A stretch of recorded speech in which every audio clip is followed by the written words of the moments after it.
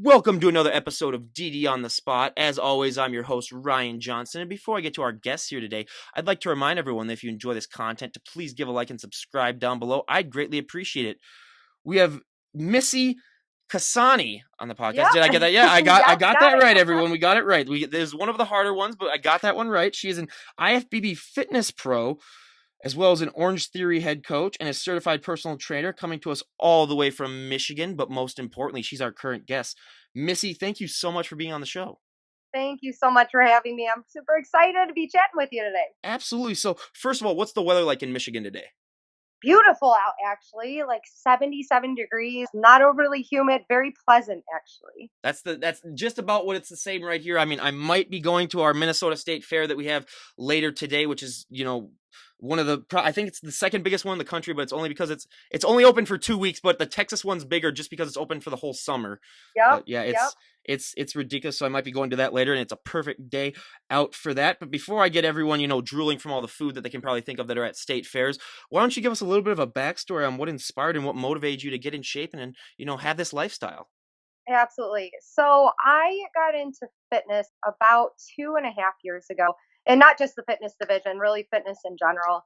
Prior to that, I had run a couple 5Ks, was active at like a Planet Fitness with my husband. But I had turned 30, and my goal at that current time in my life was I wanted to be in the best shape of my life at 30 years old. And I found myself not in that situation. And so I had joined a group fitness class in March of 2015. Nope, 2017. And once I got going into that, I found my body starting to transform and started getting into it a little bit more. And I got into a body transformation challenge with a whole bunch of people at that gym in particular, and ended up winning their physique category. It's not like bodybuilding where it's actually physique, but for what they were doing. And that was really cool. It really turned me on to what body is capable of in a 12-week span. And then once I had done that, I had friends who had competed in the bikini division, very particularly with bodybuilding. And I kind of decided I'm a person who is very goal driven. It keeps me in check. It's kind of been the way I've always been before. So I said, hey, well, I'm down this path already. Maybe I'll try my hand at it. So I picked a show that was a month out from our wedding. So it worked very well with timing to know that I was getting in shape for something to compete in and then my wedding. And so I competed in the bikini division. I trained up to that point, dieted down, did all that good stuff on my own, fell in love. I mean, the second I stepped on stage, just an exhilarating moment to be out there. So I did pretty well. I got a second, third place in my first show. But then after getting off stage and kind of looking at the division, I kind of like started to see that my body type wasn't quite what the bikini division's all about. And that's okay. I heard some girls chirping backstage about how they felt bad for the fitness girls and how they get so sweaty on stage. And I was like, well, what's fitness? I don't even know what that is at this point.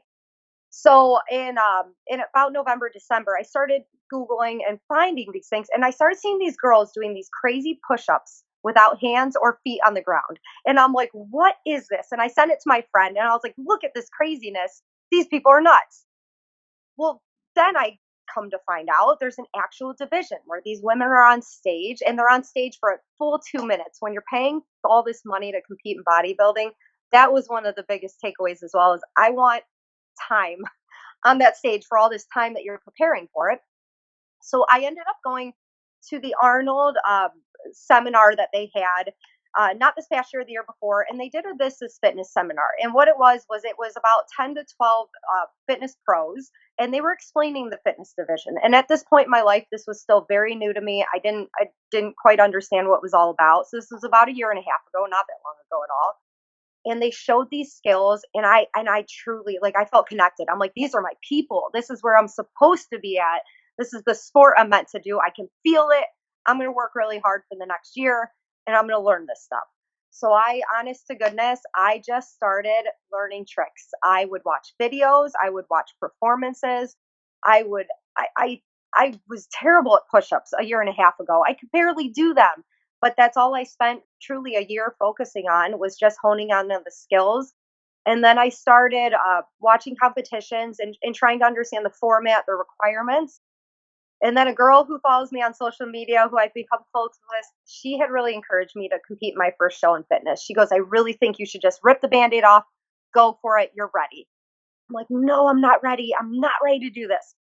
Last July, I decided to do it. So I did compete in my first fitness show locally here in Michigan. I was the only fitness competitor, which is very common at the regional level for us to not be against too many people. It's a small division, but I did. I fell in love with it. It went great.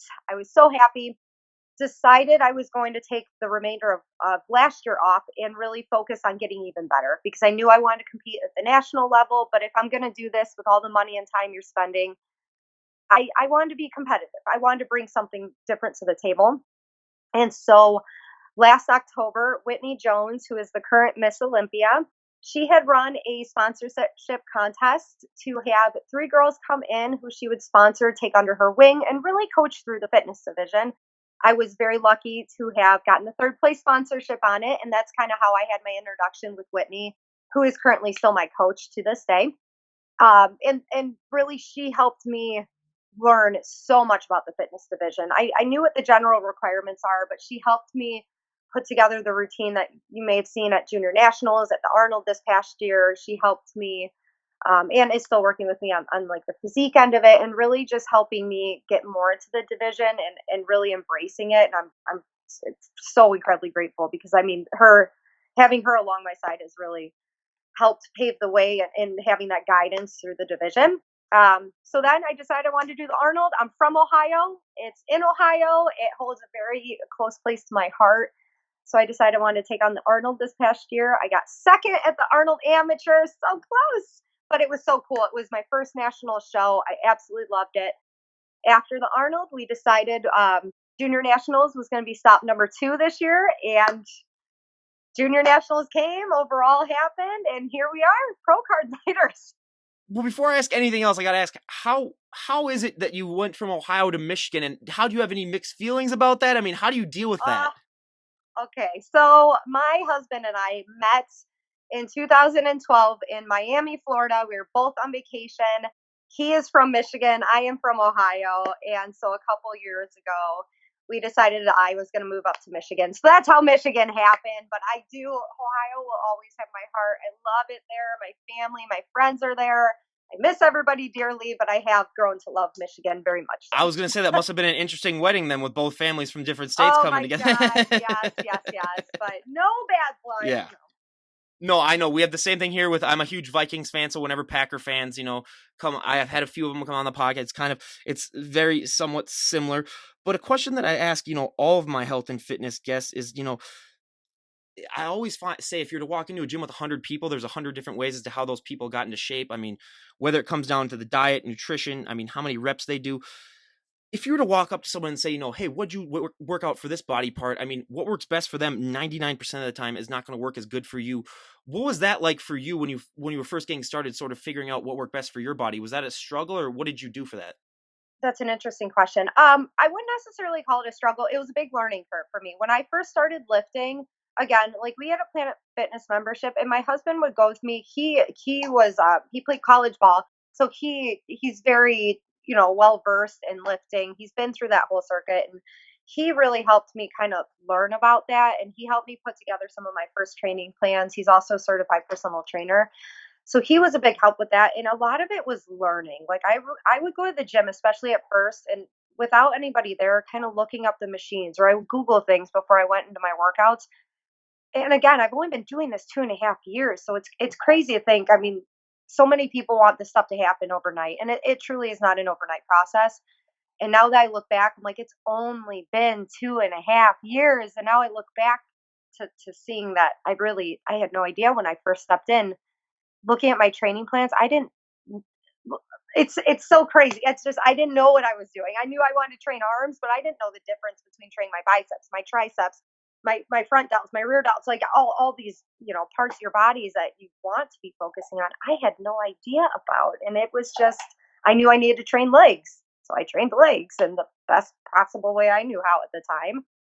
But being someone that was new to lifting, as with a lot of people who are new to it, you see your body change so fast in those really that first year is when your body just transforms so rapidly. it adapts to building the muscle. And that's what kind of addicted me to it at that point, to learn more and then to become a certified personal trainer. Well, I always say too, you're sort of like just like a mad scientist where you're just trying to concoct your own little potion that figures out what works best for you. But leading right off onto that, I mean, another thing that people do struggle with is the genetic part, because some people, let's face it, you're not going to be able to look like some other person because a part of it's genetics, part of it's just all these sort of other things. But when it also comes to the genetic part, I always like to say, they're just, whenever you walk into the gym, there's always going to be one body part when you get started that really, really takes off. And there's going to be one body part that lags behind. I mean, I'll give you mine. Everyone has heard this a million times, but I mean, for me, my back, just having these jobs all throughout college of, when I was lifting and loading these heavy packages into trucks, eventually you either got a really nice back or you quit. But also me being 6'3", my legs and my lower body are just absolutely shot, where I mean, I have to train them into overdrive. I still get these jokes all the time of Right. friends saying, hey, Ryan, you ever plan on training legs anytime this year? And then I gotta go, haha, that's the first time you guys told that to me. But what were those body parts for you when you were getting started? So I'm still working through that end of it. My upper body has developed really quickly and will fill out very well, and it's still continuing to do that. I have struggled, as do most women, with training the lower half of my body. It's always been my struggle, and from a personal side with fitness, that was one of my first goals. Was I knew that I carried so much more weight on the bottom of my body, just around my hips and my thighs and all that, that I knew I wanted to kind of shift my body composition. And it's really been and will be the focus for the remainder of the year of what I'm truly working on is continuing to work down that path. And it is a struggle. Everybody, like you said, everybody's got it. Everybody's got an area that they're going to struggle with. And for me, it's always been my low half, and it's going to continue to be that way, but you're only making you stronger. Well, and I always say too, for me, calves is the number one thing for me, because that is the number one genetic thing where, I mean, you're either born with them or you're born without. I mean, I always say I could inject pure muscle into my calves and they wouldn't grow an Nothing. ounce. I mean, I don't know really how that's possible. But a thing that I find interesting about the fitness part of bodybuilding, because we've had, I think, probably one other fitness guest, is that, I mean, a lot of people just are so uninformed about it. They don't really know too much about it. So, but when it comes to the fitness category, is there a certain physique that the judges are looking for? Is it more based on, your routine? What really goes into that? Because I mean, obviously, you don't see people that really look like, like women's physique competitors, competing in fitness, or you don't really see bikini competitors too. They're a little bit more muscular. Is there a certain physique that they're looking for as well when it comes to that? So there's kind of two sides to that. So at the amateur level, the MPC level, they did away with the two-piece round last year. And to be very honest with you, that's what really attracted me to actually compete in fitness. I had a lot of hesitancy when they still had the two-piece round, because I knew at that time my body was nowhere near where I personally would want it to be on that stage. They did away with the two-piece around the amateur level to really attract people into the division, because you're asking so much. You're asking athletes to not only hold a well-conditioned body, but then to train this very intense 2-minute routine that's a show of strength and endurance. It's a lot for a lot of people to take on. So since they did away with that two-piece round, the division very clearly has taken off so much more, and there's more women coming into it. At junior nationals alone, we had 16 or 17 women compete in it, which is, that may not sound like a lot when you're talking about bikini that's got 50 to 100 girls competing, but for the fitness division, it's growing again. It's becoming this division that people are finding out about and can find a passion in. So at the amateur level, there is still, from what I've learned, is that there's still a look that you want to be able to present. You still want to look athletic on that stage, but your physique's not necessarily going to be a part of that score. Now, at the national level, could that play into maybe, first place and overall? Most certainly can. They're looking for someone that could be their next pro on that stage. At the professional level, you go back into a two-piece round. So essentially, you're a figure athlete with a fitness routine. And so your figure suit posing round is a third of your score. Routine is 2/3 of your score. So the routine still carries the weights, but you're also having to, show up in a competitive physique as well to be able to compete well in that division. One thing that I find interesting whenever I'd see these fitness routines is that almost every single one of them involves doing a one-arm push-up. What has been Yep. your experience like getting that one-arm push-up finally, and how long did it take before you could finally master that to be able to get Oh, it on when your did I routine? get it? I think the first time I got it really well was last May. And I can recall it because I was on a trip and I think I had recorded it. I record everything. It's the only way for me, the way my brain works is I have to see things and then correct them. When it comes to my skills, I've worked with one or two people just to hone in on some little things. I had a friend of mine very early on who helped me with handstands, but since then I haven't worked with anybody. So for me to see the form is huge. I watched, and I still do watch YouTube videos, Instagram videos on hand positioning because for a one arm push up, you'd be surprised. When you turn the palm in, you find so much more power and leverage in the movement, as with a lot of things. There's no right or wrong. But I remember I was like, man, I wasn't, laying my legs out enough. I wasn't turning my palm in. And the second I made these tweaks that I found, I'm like, it works. I can do it. Yeah, I mean, it's just that's one of those things. I remember the first time I did one, and I was like, okay. I was trying to do like the old school Rocky version, where when you see like in the Rocky movies when he was doing them, Oh, yeah. that's what I was trying to do. And I was like Oh, really yeah. really young, and nowadays I could probably only pop out like one or two at the most now. But Still yeah, impressive, it's just though. so. Still super impressive. Oh, yeah. I mean, it's just with this podcast and with my 40-hour a week job, I have neglected the gym a little bit, but I've been on vacation this week, so I've been getting back into the shape of things. But another thing that I really just find so fascinating is your routine that you guys have to do. Like you said, you have to be out there for Hmm. 2 minutes. I mean, on top of the posing, it's like, God, don't these people suffer enough with the posing aspect, which I'll ask you about right after this Yep. next question. But with your routine, I mean, what really goes into making a routine? How do you come up with what to do? Because so many people have so many different unique types of routines where, I mean, you'd think that it would be a lot more similar to the same, but a lot of people's routines are No, drastically not at different. all. So what goes into you specifically when it comes to figuring out what routine is going to work best for you and just choreographing it? So, and it's such a great point, and it's the appeal of the fitness division is no two people are the same. Everybody's got a different background. You see women who have been ballet dancers. You see people who are hip hop dancers, cheerleaders, people that were baton twirlers. You have such a variety of people out there that it gives you the opportunity to really bring that to the stage. Though there's no right or wrong way to do a fitness routine. Is truly what I've learned, and I have such a amount of respect for anybody who competes in this division because you know how hard it is to form that routine. So really when it comes down to choosing things, first off, a big piece of it is choosing the music because a lot of the times you're looking at musicality, which means like if there's, a big sound effect here, you want to play into that, or maybe you want to start slow and then pick it up. You got to know those things before you really start popping in the skill set. Then it's kind of about picking skill combinations. So you're never just looking to do like one push up. It's what can I do creatively into a push up and out of the push up? How do I move from point A to point B? How do I utilize the floor?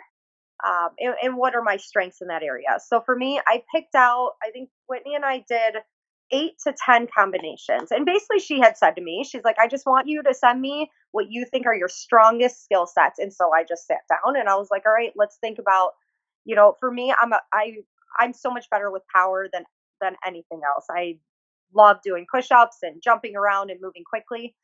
And so I went through my skill set, kind of put together what I thought worked well. And then from there, it's about finding the moments. So you want to start your routine off strong. You want skills that are going to be grabbing, like holy smokes. And so when I opened up my routine, I used to be a cheerleader. You couldn't tell from watching the routine with all the jumping I do.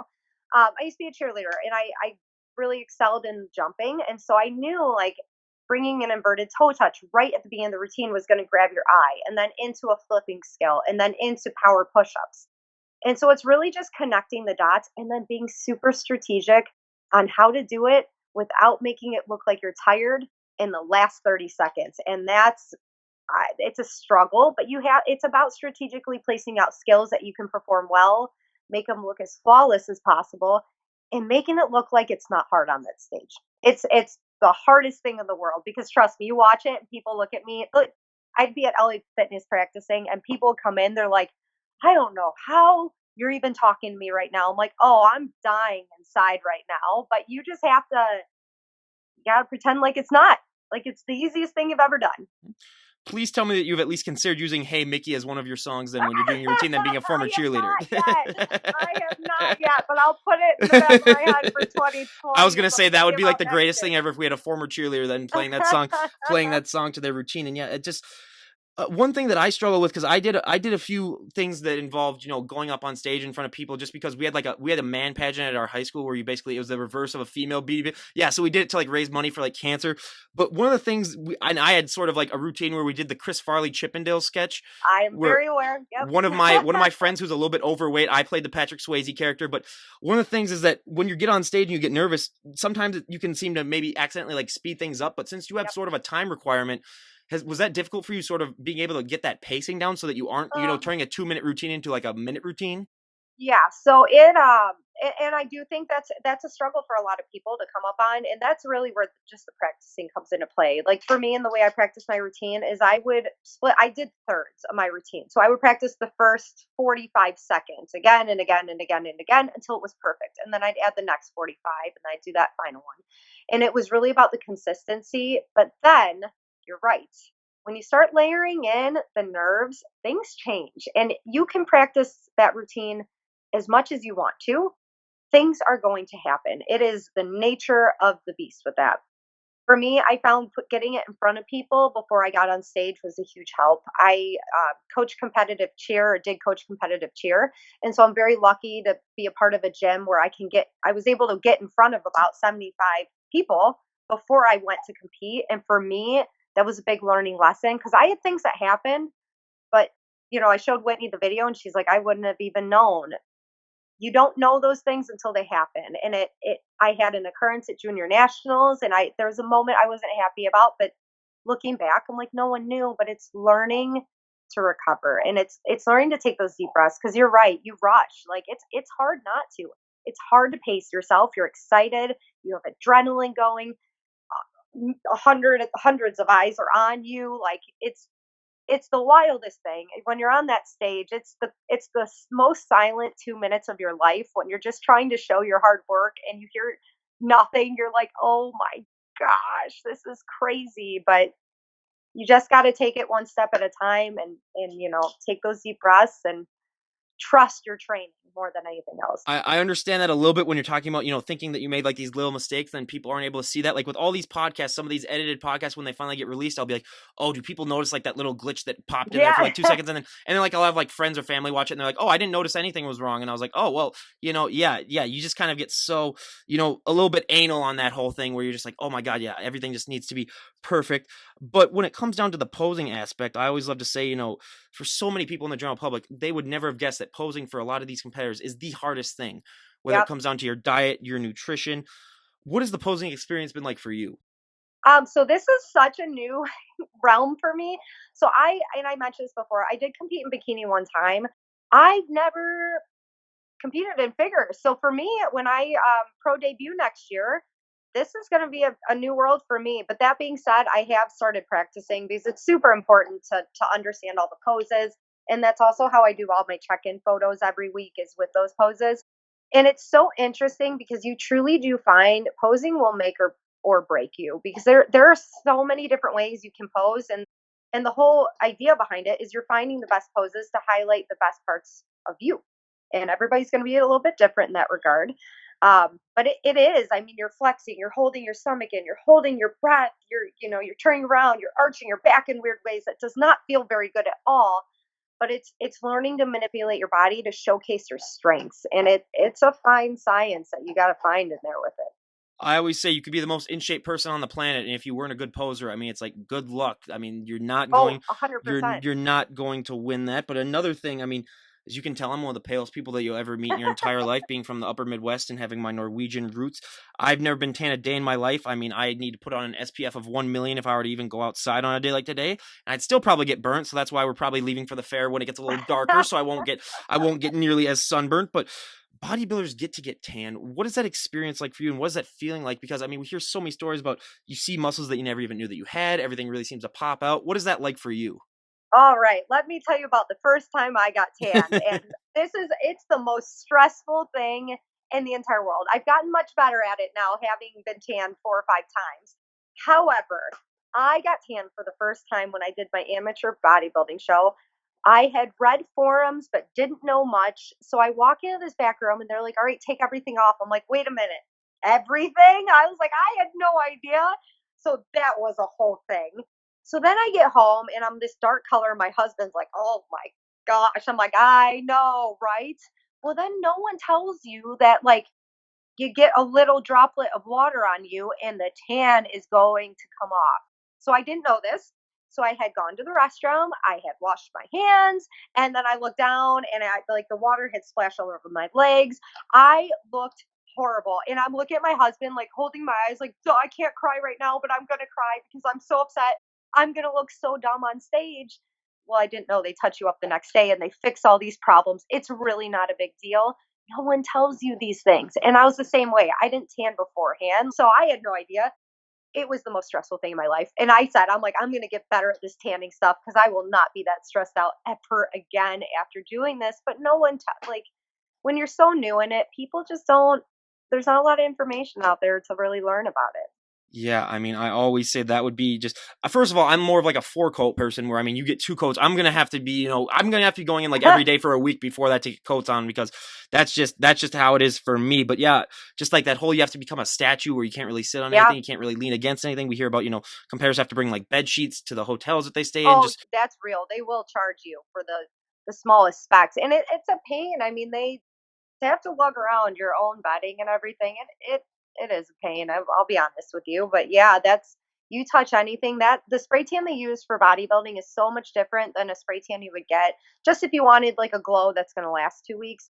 This tan's not meant to stay with you; it's meant to wash off. So it's very temporary and comes off very easily. just again adds on to the checklist of what these guys have to go through to get ready for a show. But I also love to ask all of my guests, whether they be, my up and coming bands or my health and fitness guests. For my bands, I always ask, what is that feeling like when you get to walk on stage and perform live in front of hundreds of thousands of people? That also applies to the bodybuilders. What is that feeling like for you when you get to walk on stage and show off all of that hard work that you've worked months upon months, even years on? It's so rewarding, and everybody's gonna feel different when they get on a stage. I mean, everybody's got their own, set of nerves that they're gonna have going on. I don't think there's anybody that steps on stage without having those nerves. But to know that all this work that you've put in is finally being shown to people is such an exhilarating moment. And I'm a super competitive person, but without fail, every time I'm on that stage, the first thought I have in my head is always, win, lose, draw. I'm doing what I love right now in this moment, and I could care less. Like I'm gonna go out there and I'm gonna have a good time. And that's really the first thought I always have is going on the stage, and then it's just going for it. And a lot of people probably don't know this actually. When I competed in high school cheer, I had the worst nerves in the world. The worst nerves. I threw up on my coach. I mean, it was obnoxious and very gross and super embarrassing, but that's how bad my nerves were. And that continued all through high school. I would get sick every time we competed.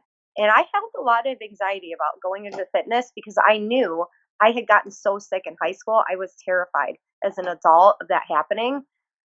And for whatever reason, I've been very lucky that it hasn't happened at all. But it's really just about overcoming those nerves and knowing that, you prepared yourself as much as possible. You can do this. Absolutely. And I always say, it's just the mind is so much more of a factor when it comes to bodybuilding than people realize. They think it's all of it's just physical, but the mind is, if not harder for so many people than it comes to that physical part. But I always love to ask all of our pros that we have on the show, what was that feeling like when they announced your name and you realized that you'd become a pro? And for everyone out there who doesn't know, when you become a pro, I mean, that's the highlight for a lot of people's journeys. I mean, even if you become the best bodybuilder in the world, a lot of people say that, winning that pro card is the highlight just because that is finally the affirmation that all of that hard work that you put into the gym has really paid off. What was that feeling like when they announced your name and you realized you had your pro card? Crazy. I mean, you can't really describe it. It's that moment that just you've worked so hard for, and you hope that's going to be the outcome, but there's no guarantees. I mean, there's no guarantee what judges are there. Do they like what you're putting on the stage? Maybe they don't. Like, was I fast enough? Was I powerful enough? You're asking all these questions and second guessing it. And at these big shows, you have to, for us, we're waiting a full day. Like I compete Friday, and then I know nothing Saturday, and then I hope Saturday, and then it happens, and you really can't describe it.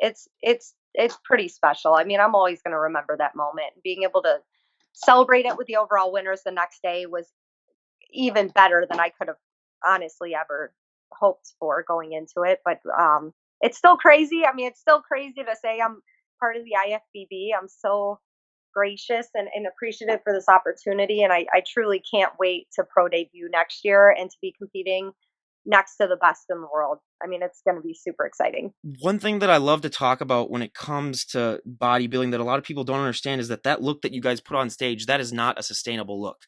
I mean, No, we hear that all the time, but I have a lot of friends. I think part of it is because people watch shows like The Biggest Loser where people just, lose 150 pounds and sometimes they're able to keep it off, where they just assume that that's similar to bodybuilding, where it's like, oh, if they work their butt off to look like that on stage, they could be able to keep, that off. And granted, some people try to maintain that look, but it shortens your career and it's bad for your health because being at that low of a body fat and sort of the manipulation that you've had to do in order to get that body to look like that, whether it comes to your diet or the working out, is not sustainable. But I do have to ask, you said that your first show was 10 days before your wedding.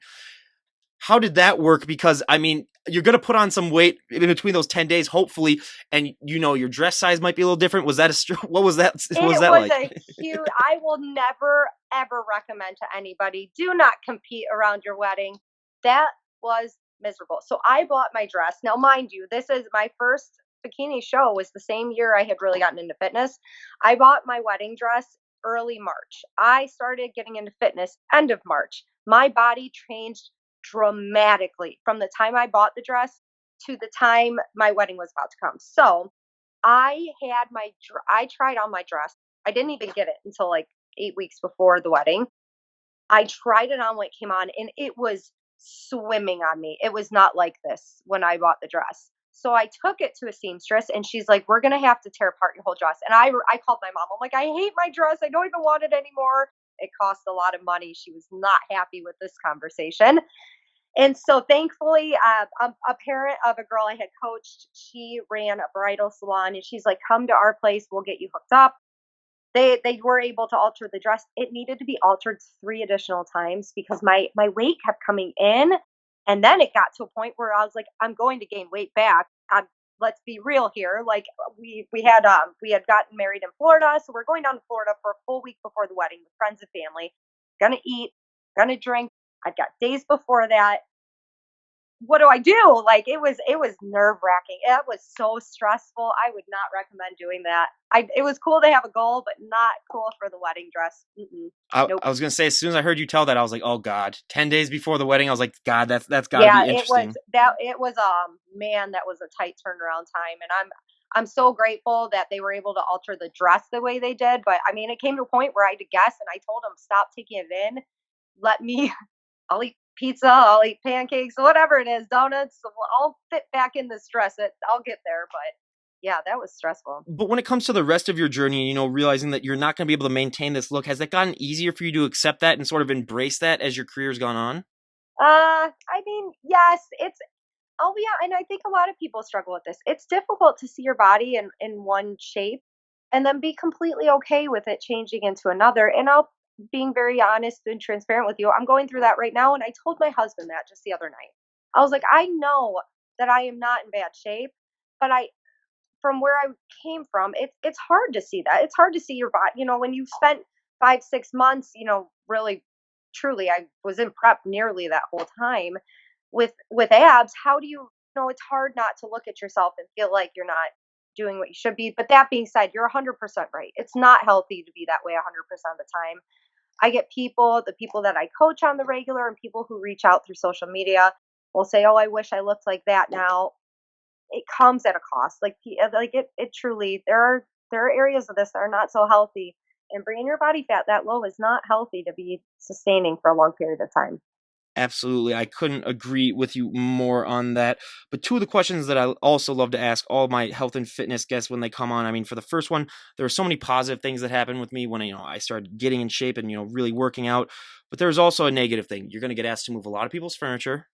You're going to get asked to open a lot of pickle jars or bottled water, anything that's sealed on tight. I mean, I'm still at home with my parents for the next 2 months before I move out. And every time they come home with groceries, I basically have to lift the car into the driveway and then carry in the groceries, being the good son that I am. But is that at all been a similar experience with you, or especially as you go on prep? Because I mean, it's sort of sort of like a catch-22 where as you get leaner, people think that you're stronger, but you're actually not Yes, getting stronger. yeah, no, But you but actually do lose some of that. oh Yes. yeah, but has it been a similar experience at all where people take one look at you and just assume that you can do favors for them? No, not in particular. In fact, well, and to be honest with you, it's not like I walk around like in tank tops, but I'll laugh when people say this. Like I've been placed and so like, let me carry that to your car. I'm like, I can carry it to my car. Like I'm fine, thank you. But no, not too much. Yeah. I always say for me it's a double-edged sword because being 6'3", I mean, I could have zero muscle at all, and it's just, oh yeah, tall guy can come and help, and then when you have the muscles on top of that, they're like, oh, you're gonna help me with everything. And I mean, even 2 days ago, got a text from a friend, hey, I'm moving out. Can you come help me move my stuff? And I was just like, first of all, I don't want to help you, but I will, being the good friend that I am. But I got to get my workout in before then because I am not going to get tired moving your stuff before I can do that. So yeah, that's one thing that I've dealt with. But now, probably my favorite question to ask and my audience favorite is, I mean, when it comes to clothing for fit women, I mean, fit guys have their own problems, but I mean, I always say if you have big, broad shoulders, dresses aren't your best friend. Jeans are another thing that we hear of all the time, where if you have a big lower body and a small waist, jeans are not made for that. We already heard about your wedding dress debacle and how that can happen when you get in shape, but what have been some ways that you have found that you're able to compensate for the fact that your clothing options can be very limited, especially the fact that you also have to have two wardrobes? I always add that on, your prep wardrobe and your off-season wardrobe. It's that's such a true statement. I'm very lucky in the respect that my career is now in fitness. So I live in leggings and tank tops every day of my life. I don't have to get dressed up for, I mean, I get dressed for work, but I get to live in comfy clothes and that makes it easier to be able to have. I have like a set of leggings that are like you said, like are my when I'm in season, and a set that are going to be when I'm not in season and I can grow into. And so that makes life easier. And I really just separate it out that way. It's I feel very fortunate for the fact that I get to be in a profession that relates so closely to what I do outside of there as well. And that's just so awesome. And a question that I love to ask personal trainers as well, because we see all these posts on Instagram of, these transformation stories, and it's so great when you see those, but we always see what it's like for the client. We never see what it's like for the personal trainer. What is that experience like for you when you know that you've helped someone change their life and just made their life better? Does that make everything worthwhile for you as the personal trainer? 100%. I had two of them this past week, being able to see the results. And we have this new technology that's in our studios where we can essentially run a body scan and be able to tell you your body composition, your muscle mass in every single extremity, your body fat mass, where you're sitting up with your skeletal muscle mass, and really see those results. And it's within about 2% of the DEXA scan, which is the gold standard of body scans right now. And I actually was able to see that with two of them. So not just them telling me their clothes fit differently, but actually seeing the one had lost 10 pounds in body fat in about 12 weeks. And seeing her reaction was one of the most special things. I mean, you see it happen and people are changing, but when the scale doesn't change all the time, people feel discouraged and they feel like they're not doing the right work. And then the first question you ask is, how do your clothes fit? And they're like, well, better. Your body's changing. And it's so exciting to celebrate that. But so many people don't see it until you see the numbers. And I'm so appreciative that we have this technology to be able to now. I'm on the same boat. I check mine every 8 weeks now because I'm curious as to where my body's going. I always say is you can't change what you don't know. And now we know we have the ability with our members to know those things, to be able to celebrate them it's very special. Those are very special moments. Oh, 100%. I mean, I always say if you can get a job where you're helping out people, because there's not a better feeling in the world when it comes to that. But a question that I love to ask again, because I had the number one sleep specialist on the planet on the podcast, and first of all he was from Oxford, so he had one of those posh British accents where you felt like you gave him 10 IQ points just from hearing him talk. Just from listening. Where I'm just like, okay, you're just gonna talk the entire time, and I'm just gonna listen, because it was just like my brain was just getting a workout. But sleep is such an undervalued thing, I think, or it's not talked about as much as it should be on Instagram when it comes to weight loss and just Yep. that recovery part. But what is the recommended amount of sleep that you like to get? And then what are some ways that you like to get that sleep? Because I know with technology these days, I mean, it's so hard for people to get that right amount of sleep. So I mean, I think the general recommendation is always 6 to 8 hours, and I have found that's really my sweet spot as well. Probably 7 hours is usually where I live. I use a Fitbit, so I look at all that information pretty frequently. But it's a huge part of recovery time, and your body needs to rest. You can't expect your body to function 100% of the time where you want it to if you're never letting your body recover. And sleep is a very big important part of that factor. When you don't sleep, your cortisol levels are rising, you're stressed out, you don't realize that, you're tired, so now you're going to be overeating throughout the day. There's so many factors that play into it. that is just it's important. You have to make the time. You have to I like my husband does great with not being on his phone, and he's been a godsend to me and making me get off my phone at night. He's always like one screen. If we're watching something on Netflix, you're not on two screens, you're on one. And he's right 100% of the time. And when we go to bed, he's always like, get off your phone, like stop, just put it down. And I have found just by doing that, I fall asleep. Like it's so silly, but we go to bed usually every night around 10:30 at the latest. And once we go in there, it's no phones, and that's usually the goal is we just plug it in and be in your own head if you need to, but stop staring at the phone so much because that's what really disrupts a lot of people's sleep is they go to bed and they're staring at an iPad or their phone and mindlessly searching on stuff. Not that I don't do it, but you got Guilty to as know charged. that Guilty as no, charged here as it's well. hard. Yeah, It's yeah. hard not to. We're all human. It's hard. It's an addiction. Like we're all addicted to the things that we love most, and most of us, it's technology. So it's hard not to be on there. Absolutely, but I always say there are few better feelings in the world than after you've gotten a really hard, long workout in, and you get that proper amount of sleep. You wake up feeling like a superhero the next day, just because everything is just so well rested. I mean, that if that isn't motivation enough to get that right amount of sleep, or just figure out what works best for you sleep wise. I mean, I don't know what is, but probably the number one stereotype that I love to bust on this podcast. I mean, it's gotten better the last 5 years due to Instagram, but there are still so many women that have that fear where they go into the gym, they do one bicep curl or anything that has to do with body weight exercises or anything that has to do with weights. They're just going to hulk up and, put on 50 pounds of muscle. And, I always say, sign me up then, pay whatever I have left in my bank account to, be with you for one training session. But I mean, did you have that fear when you were getting started? But even if you didn't, I mean, being a personal trainer, I bet you hear that all the time. How do you like to respond to that? All the time. I joke with my classes all the time. Literally, when we have a strength day, I will say on the mic out loud to people, you will not get big by lifting heavy weights one day a week. We are not going to get there. It's going to help tone you up. We're going to help build the muscle. And then, And and again, trust if it me, does, give me a call. that's what I say. I'm Yeah. like, and I always joke about, I'm like, guys, I've been working 2 years very hard to get where I'm at. And like, we're getting there, but we're not there yet. Like, trust me. And I lift 6 days a week right now. Like, I am like, I always joke about it. But to be very fair though, at the beginning, I did have that preconceived notion too that I'm going to lift weights and I'm going to look a certain way, and I don't want to look that way. And it is really just breaking through those barriers, and it's explaining the benefits of lifting weights and the benefits to your body and having more muscle mass in relation to how your metabolism works in relations to being able to lower down body fat, and lifting weights in moderate amounts is not going to make you look like a female bodybuilder the way people Yeah. perceive it. I mean, I always just love to say, I mean, and you're going to be able to eat more food too. You're going to be, I mean, that should be, I mean, that's the number one thing that I tell people when they ask me about, like getting in shape. I was like, you get to eat more food. Who doesn't want that? I mean, so yeah, I mean, it's just one of those things that I just love to debunk. But going off that, I always say probably the number one thing that I think impacts women so much more positively than it does guys when it comes to working out is the confidence boost that you get. I mean, guys get a confidence boost, but the confidence boost that women get, I think, is just so much more. And just in fact that, I mean, we hear about women who have, made life-changing decisions. Yep. It's really helped them, with clarity in their lives. I mean, it's really, I always say that confidence boost is the one thing you can take from the gym and use it to impact every other aspect of your life. How have you used that confidence boost to impact your life?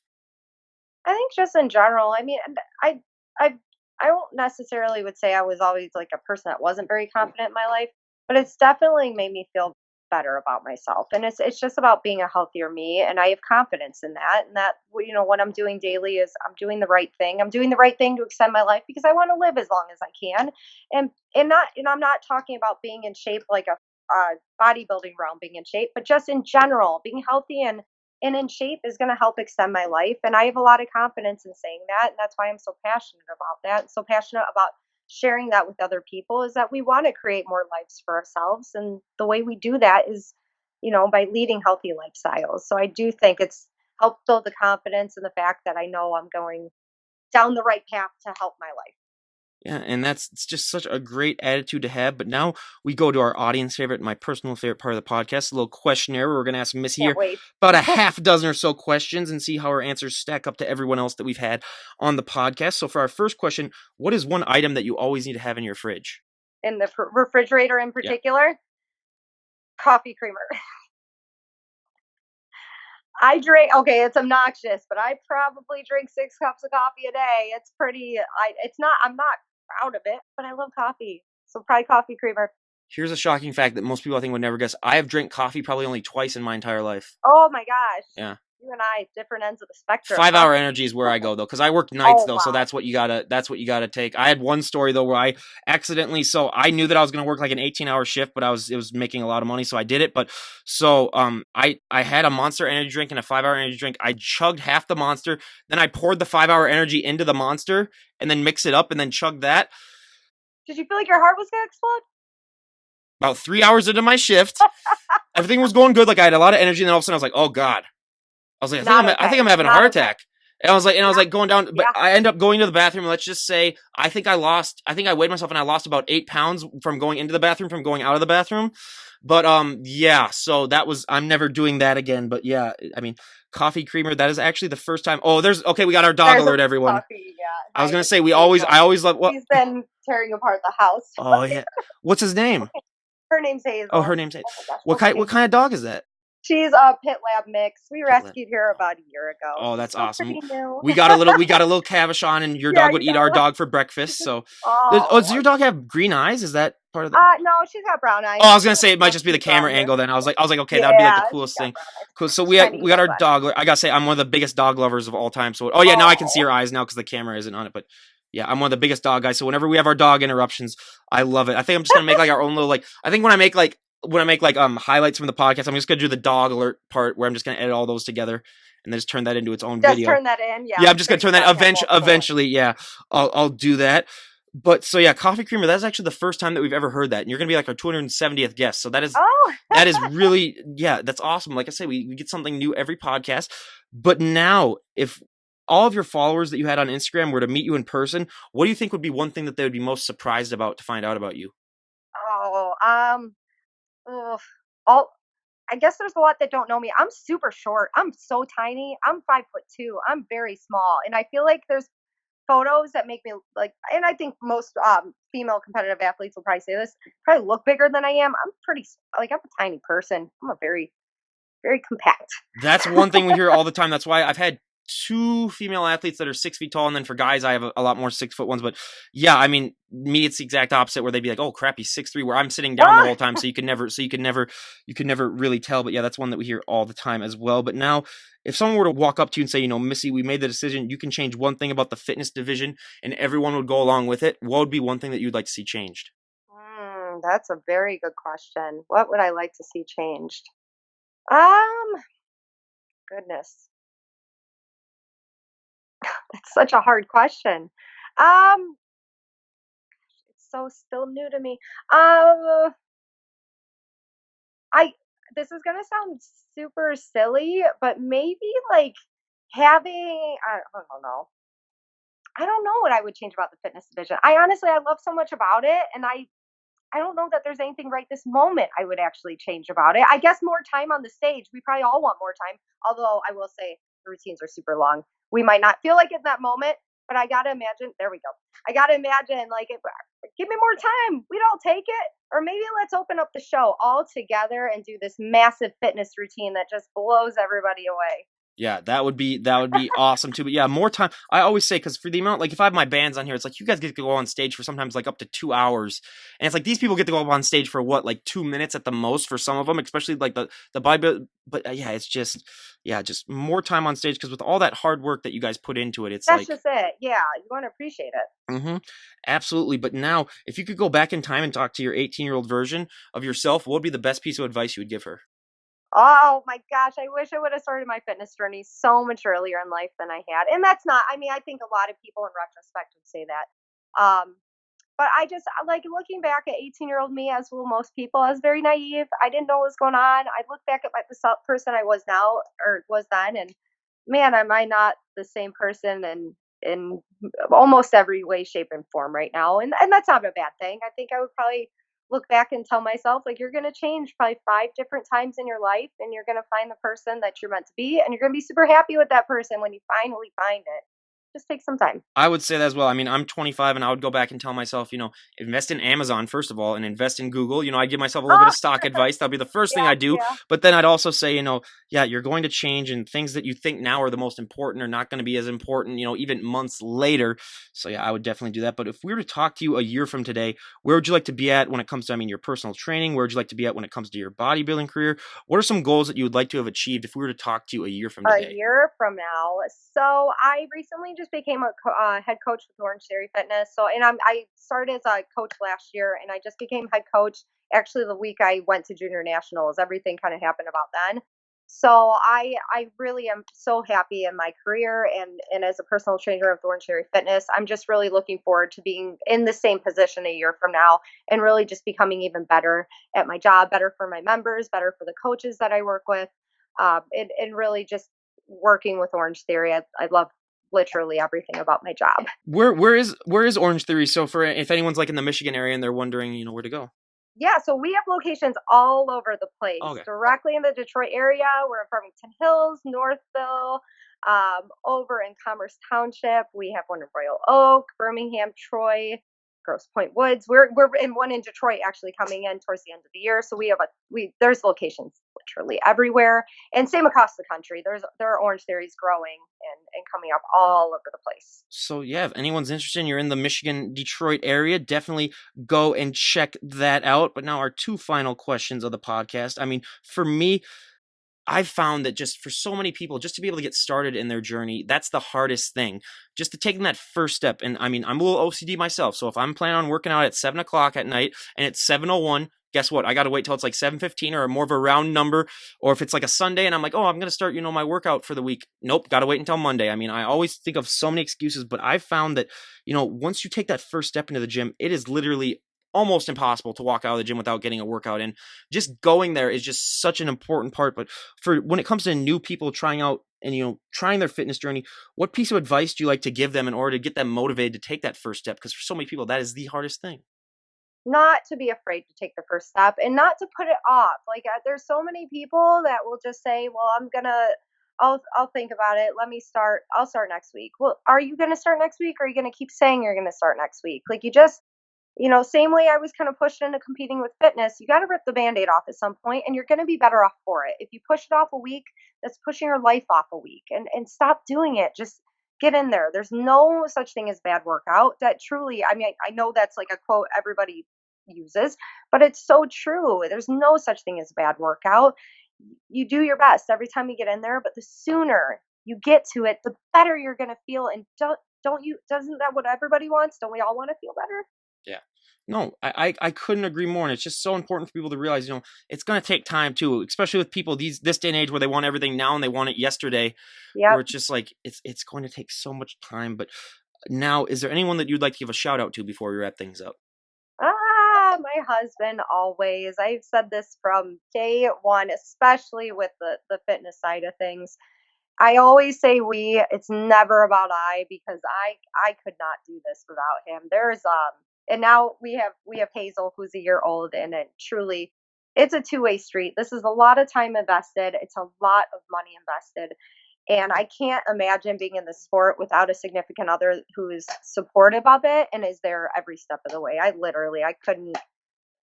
couldn't do this without him. So he's been my number one through it all. So I can't not shout him out. Um, I always say, yeah, if you were going to go into bodybuilding for the money, good luck. oh Yeah. yeah, no, 100%. Like it truly is. This is a hobby, 100%. Like every person who's really touched my life, so friends, family, all the members that I coach at Orange Theory. Gosh, everybody's like. It's so cool to have this awesome community and to have the love and support of so many people behind it. And then having Whitney and the Pro Physiques team. I can't say enough about what they've helped me through and what we're going to continue to achieve through the end of the year. That is so awesome. And again, you guys go and give Missy a follow. I'll leave a link to her Instagram page down below. And if you want to get in touch with her for anything for coaching, you can probably send her a message on there. There's links to everything down there. So I'll leave all that stuff. And again, Missy, we cannot thank you enough for coming on. It was so great talking to you and sharing your story. And having our second fitness guest, I mean, where we can really talk about, what made that division so much different. I mean, I really, really enjoyed that. And everyone, go and check her out. And again, Missy, thank you so much for coming on. I really appreciate it. No, absolutely. Thank you so much, Ryan. And like Ryan said, especially for anybody interested in the fitness division, any fitness athlete, professional or amateur, everybody's willing to help. We want to grow the division. Please reach out. We're happy to talk via Skype, through messaging. Reach out because trust me, it's the best division and we want everybody in it. I really think, I mean, the amount of extra work that you guys have to do is, as opposed to the other bodybuilders, not saying that they don't have to do a lot of work too, but just with the routine and with the posing, I mean, it really does seem like it takes a special type of person to have that type of dedication, which is why I love to have bodybuilders on, because, they really exemplify what hard work and dedication is. But again, you guys, go and give Missy a follow. I'll leave a link down below. And this is Ryan Johnson, DD on the spot, signing out. Have a great day, everyone.